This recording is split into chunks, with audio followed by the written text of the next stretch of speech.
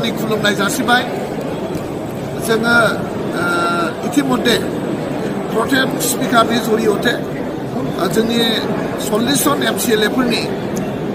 जिथुनाखि भट टेकिं समायखिरा लानाय बे हाबाफारिया जाफुंनानै थांबाय मोजाङै मोजां जाफुंनानै थांबाय दिनैनि दिनाव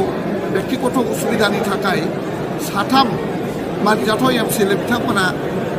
सम्पद ग्रहण लानो हायाखिसै बिथांमोननि सम्पद ग्रहणा बा समायखिरा लानाया उनाव जागोन बयनिसिमबो जोंनि गोसो गोरबोनि गाहाम हामलायनाय जासिनाय थाबाय दिनैहाय जेबो माबा गैया आइडिया गैया सावरायनाय आइडिया गैया दा दसे उनावनो जोङो माने मा होनो पार्मानेन्ट स्पिकारनि सेलेक्सना जागोन आरो डिपुटि स्पिकारनि सेलेक्सना जागोन आरोखि हाउसआव आरो बिनि उनाव हाबाफारि मथे जोंहा जायफोर दिनै बे पृथिबियाव गैला जायफोर जोंखौ नागारनानै इसोरनि खाथियाव थांबाय बिथांमोननि मुङै श्रद्धान्जलि जासिनाय हाबाफारि थागोन बेखिनि बे थाबैनो जागोन नोंथांमोना एकदम थाबैनो बिनि खबरखौ मोनगोन होननानै आं आसा खालामदों प्रथम रिपर्टारफ्रानो मोनगोरगोन दे रिपर्टारफोरनि गेजेरजोंनो जोंनि जिथुनाखि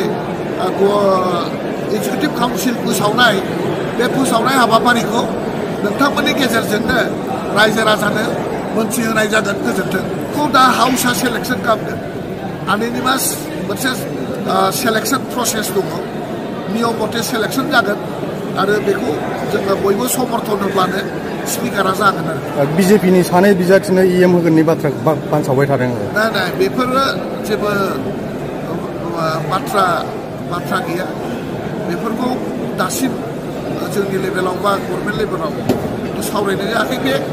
उननि खोथाखौ उनाव रायलायबाय थागोन दा बेफोरखौ जों रायलायथ'वा बेफोरखौ जोङो उनावहाय समजों लोब्बा लाखिनानै नोंथांमोननो गासैबो खोथाफोरखौ खोन्थानाय जागोन गासैबो खामानिफोरखौ खुला खुलि मावनाय जागोन आरो नोंथांमोननि गेजेरजोंनो गासैबो हाबाफारिफोरखौ बयनोबो खोन्थानाय जागोन आरोखि